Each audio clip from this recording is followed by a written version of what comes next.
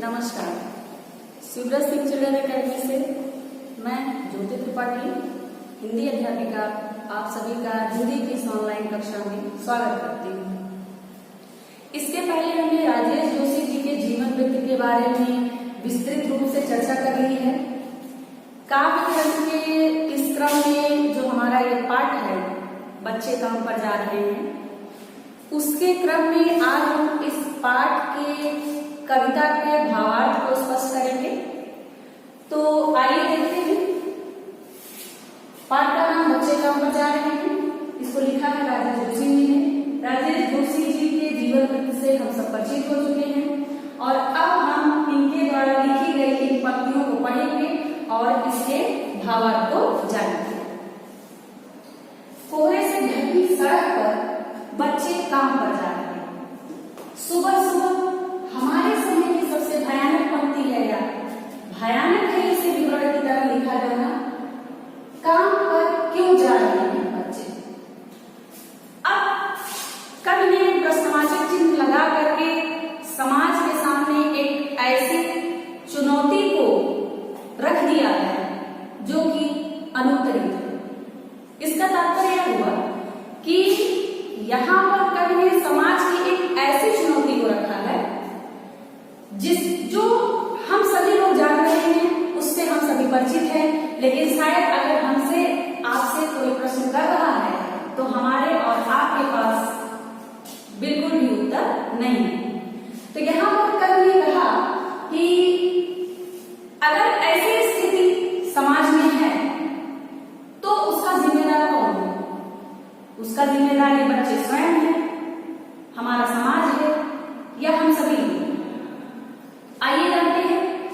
इस पंक्ति के माध्यम से यहाँ पर समाज की एक सबसे बड़ी चुनौती जो कि बाल मजदूरी है, उसी को हमारे सामने रखने का प्रयास किया है, जिसमें वह हमें और समाज को आगाह करते हुए इस पंक्ति के माध्यम से बता रहे हैं कि एक ऐसे समय की बात है, एक ऐसे कड़ाके की ठंड की बात है, जिस समय हम और आप घर में बैठ करके चाय की चुस्की ले रहे होते हैं और ये नन्हे मुन्ने बच्चे जो परिस्थिति बस या आप कह सकते हैं सामाजिक एक विसंगति के कारण या किसी भी कारण या आर्थिक समस्या के कारण वह इस समय में बाहर जा रहे हैं, अर्थात काम कर रहे हैं, हाथ में फावड़े, हथौड़े, कुदाल लेकर खेतों में काम कर रहे हैं। तो ऐसा क्यों है? इसके लिए जिम्मेदार कौन है? तो इस क्रम में हम प्रश्न पूछते हुए कह रहे हैं। उन्होंने यहाँ पर जो कविता को लिखा है वो एक प्रश्न की शैली में यहाँ पर हमसे और आपसे एक जवाब मांगना चाहता है कि आखिर ऐसा क्यों है कि कोहरे से ढकी हुई सड़क, अर्थात सुबह का दृश्य है और जाड़े का समय है, जाहिर सी बात है कि हर तरफ कोहरा ही कोहरा है, और ऐसे सुबह के दृश्य में कवि ने एक ऐसा दृश्य देखा जो कि उसके हृदय को अंदर से झकझोर देता है और कवि मजबूर हो जाता है इस पंक्ति को लिखने पर। तो कवि ने लिखा, यहाँ प्रश्न पूछा कि आखिर ऐसे कड़ाके की ठंड में बच्चा काम पर क्यों जा रहा है? वो नौनिहाल बच्चा, वो छोटा बच्चा जिसका समय पढ़ने लिखने का है, खेलने कूदने का है, वह अपने बचपन को गंवा करके इतनी कम उम्र में, इतनी कड़ाके की ठंड में वह सुबह सुबह काम पर जा रहा है। जाहिर सी बात है, कोई भी व्यक्ति यदि वास्तव में उसके अंदर हृदय है, यदि वह पाषाण हृदय नहीं है, तो उसका दिल इस दृश्य को देख करके अंदर से पूरी तरह से भर जाए। तो यहाँ पर कवि ने बताया हमारे समय की सबसे भयानक पंक्ति है, अर्थात ये जो समस्या हमारे और आपके और समाज के सामने जो यह समस्या उभर कर आ रही है, यह वास्तव में एक बहुत ही भयानक है, अर्थात इसे हम एक सामान्य समस्या नहीं कह सकते। इसी को समझाने का प्रयास यहाँ पर कवि ने किया है और हमें और आपको आगाह करना चाहता है कि भयानक है, इसे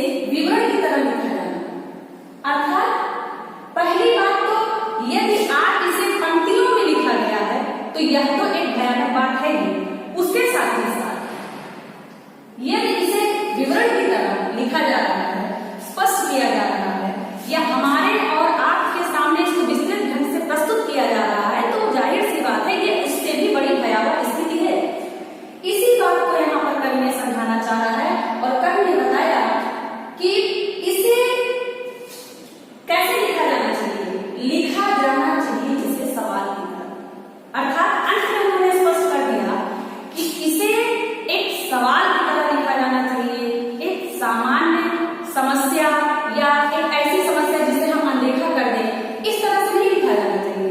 अर्थात ये हमारे और हमारे समाज के सामने एक बहुत बड़ी चुनौती है और एक ऐसी चुनौती जिसका हमारे पास कोई उत्तर ही नहीं है। और ऐसे बच्चों की बात है, ऐसे नौनिहाल बच्चों के भविष्य की बात है जो हमारे देश, राष्ट्र और समाज का भी भविष्य है। तो जाहिर सी बात है हम अपने वर्तमान से अपने भविष्य की तुलना कर सकते हैं। यदि हमारे वर्तमान की ऐसी स्थिति है तो हमारा भविष्य कैसा होगा। अर्थात इस चिंता को यहाँ पर कवि ने इस पंक्ति के माध्यम से आगाह किया है, अपनी चिंता को व्यक्त किया है और समाज को आगाह किया है। तो इन्होंने बताया कि इसे विवरण की तरह क्यों लिखा जाना चाहिए। अर्थात यह लिखा गया है या पंक्ति ही इतनी भयानक है कि अर्थात इसको यदि आज हम लिख रहे हैं तो ये हमारे लिए बहुत बड़ी चुनौती है, बहुत बड़ी समस्या है। और यदि हम इसे लिख रहे हैं तो हम इसे सामान्य समस्या की जगह इसे हम एक प्रश्न की तरह, एक सवाल की तरह लिखें। आइए इसी के क्रम में हम इस कविता के दूसरे पद्यांश के बारे में भी थोड़ा सा भावार्थ को जानते हैं। इसके बाद हम दोनों पद्यांश के विशेष अर्थ को जानेंगे। आगे कह रहे हैं कि क्या अंतरिक्ष में गिर गई है सारी गेंदें। अब यहाँ पर कवि ने यहाँ पर बताया है कि हमारे समाज में सारी चीजें उपलब्ध है, हमारे सामने सब कुछ है। अर्थात खेल खिलौने, स्कूल कॉलेज, बाग बगीचे, घर आदि सारी सुविधाएं हैं। फिर सब कुछ होते हुए इन बच्चों के लिए ये सुविधाएं क्यों नहीं? अर्थात यदि इस सुविधा से ये बच्चे वंचित हैं तो इसका जिम्मेदार वास्तव में कौन है? क्या अंतरिक्ष में गिर गई है सारी गेंदें? अब यहाँ पर देखिए बड़े रोचक ढंग से प्रश्न किया है कि क्या अंतरिक्ष में गिर गई है सारी गेंदें। अर्थात गेंद हम सभी जान रहे हैं जो कि खेलने की होती है। अर्थात अगर वो यहाँ है समाज में, धरती पर, हमारे आसपास, तो वो बच्चों के हाथ में क्यों नहीं? इसका तात्पर्य है कि वह धरती पर है ही नहीं। इसी पर उन्होंने यहाँ पर प्रश्न किया कि क्या अंतरिक्ष में गिर गई है सारी गेंदें। अर्थात क्या वो गेंद जो बच्चे के खेलने की होती है क्या वास्तव में अंतरिक्ष में गिर गई है? क्या दीपकों ने खा लिया है सारी रंग बिरंगी किताबों को? अगला प्रश्न देखिए, वो किताब जिसके माध्यम से बच्चा सीखता है पढ़ना, लिखना, कुछ जानना, वो किताबें ऐसी रंग बिरंगी किताबें जो उन नौनिहालों के हाथों में होनी चाहिए, क्या वास्तव में उसे दीपकों ने खा लिया है? अर्थात क्या वह भी उनके लिए नहीं है कि जिसको उन बच्चों के हाथ में रखा जाए जिससे वो बच्चा कुछ सीख सके। यहाँ पर कवि ने दूसरा सबसे बड़ा प्रश्न पूछा। अगला है, क्या काले पहाड़ों के नीचे दब गए हैं सारे खिलौने? खिलौने हम सभी जान रहे हैं, खिलौने खेलने के लिए होते हैं, बच्चों के मनोरंजन के लिए होते हैं। तो यहाँ पर कवि ने कहा कि क्या काले पहाड़ों के नीचे दब गए हैं सारे खिलौने। अर्थात क्या वो खेल खिलौने जो बच्चों के हाथ में होने चाहिए, जिससे बच्चा खेलता है, क्या वो भी पहाड़ों के नीचे दब गए? अर्थात वो है ही नहीं। अगर वो होते तो बच्चों के हाथ में होते।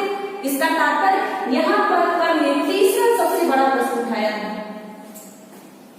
अगली पंक्ति में प्रश्न कर रहे हैं कि क्या किसी भूकंप में ढह गई है सारी मदरसों की इमारतें।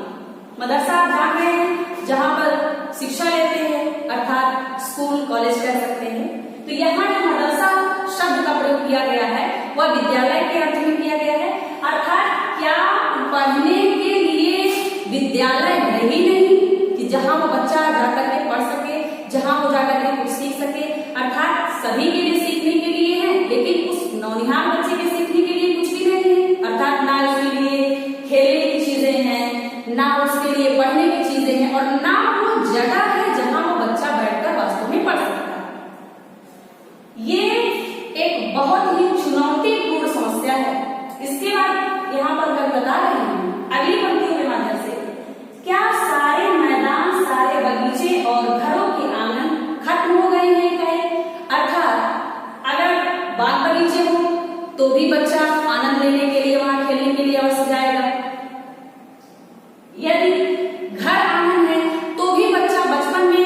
वही क्रियाकलाप करेगा कि जो हम सभी लोग भी अपने बचपन में कर चुके हैं, अर्थात वह भी खेलेगा कूदेगा। बचपन में ना हमने आपने तो फावड़ा चलाया नहीं, बचपन में हम आप सुबह सुबह मजदूरी पे तो निकले नहीं। अगर हम लोगों ने ऐसा किया होता तो आज जहां हम खड़े हैं और जहां आप बैठ के सुन रहे हैं वैसी स्थिति हमारे और आपके सामने बिल्कुल नहीं होती। तो इसका तात्पर्य है, क्या ये जितनी भी चीजें समाज में हैं, क्या ये सुविधाएं इन बच्चों को नहीं मिल सकती हैं? यदि ये सुविधा इन बच्चों को नहीं मिल सकती है तो उसका सबसे बड़ा जिम्मेदार कौन? जिम्मेदार हम हैं, जिम्मेदार ये बच्चा है, या जिम्मेदार हमारा पूरा समाज है, या समाज की ऐसी कोई विसंगति है जिसके कारण उस बच्चे के सामने ऐसी आर्थिक विसंगति उत्पन्न हुई? तो एक बहुत बड़ा प्रश्न है और एक बहुत बड़ी चुनौती को यहाँ पर कवि ने रखा है। अब आइए इन दोनों पंक्तियों से संबंधित कुछ विशेष बातें हैं जो यहाँ कवि ने बतानी चाहिए, वो हम बहुत ही कम समय में उसको जान लेते हैं। पहली बात तो इस पंक्ति को पढ़ने के बाद यदि हमसे आपसे पूछा जाए कि कवि का कैसा रूप आपके सामने यहाँ पर उभर कर आ रहा है, अर्थात कवि ने जब इन पंक्तियों को लिखा या हम जब इस भावार्थ को जान रहे हैं तो यहाँ पर हम ये समझ सकते हैं कि उस समय कवि की मनोदशा कैसी होगी। तो उसी क्रम में यहाँ बताया गया है कि कवि का क्रांतिकारी रूप यहाँ उभर कर सामने आया है। जाहिर सी बात है चुनौती है तो कवि यहाँ पर कोई भी चीज आक्रोश में ही कह रहा है, अर्थात वह इस बात से आहत है, इसलिए उस कवि ने ऐसे शब्द का प्रयोग यहाँ पर किया है। अगली पंक्ति में हम देखते हैं कि सामाजिक विसंगति, अर्थात सामाजिक विसंगति ही तो है जो इतनी बड़ी समस्या को हम इस तरीके से समझ रहे हैं, अर्थात देख कर देखा कर रहे हैं, हमारे पास कोई उत्तर ही नहीं है। ऐसी चुनौती जो अनुत्तरित है। अगला यहाँ पर देखेंगे कि जो इन्होंने शैली अपनाई है वो प्रश्न शैली अपनाई है, अर्थात इन्होंने प्रश्न किया है किससे? समाज से, हमसे। अर्थात हम कहीं ना कहीं इस बात को इस शैली के माध्यम से कवि बताना चाह रहा है कि इस बात का जिम्मेदार कोई और नहीं, हम और आप ही हैं। भाषा की बात हम कर लेते हैं तो इन्होंने इन पंक्तियों में सहज और सरल भाषा का प्रयोग किया, अर्थात ऐसी भाषा का प्रयोग किया है कि जो हम आसानी से समझ लें। क्लिष्ट शब्दों का प्रयोग नहीं किया है कि जिसे हम और आप देख करके समझने का प्रयास करें और समझ में ना आए, या आसानी से ऐसे शब्द हम नहीं सुनते हो। ये जितने भी शब्द यहाँ पर आप देख रहे हैं वो बिल्कुल सामान्य भाषा के शब्द हैं, अर्थात यहाँ पर ऐसे किसी प्रकार के शब्द का प्रयोग नहीं किया गया है जो अधिक क्लिष्ट हो। तो हम आशा करते हैं कि जोशी जी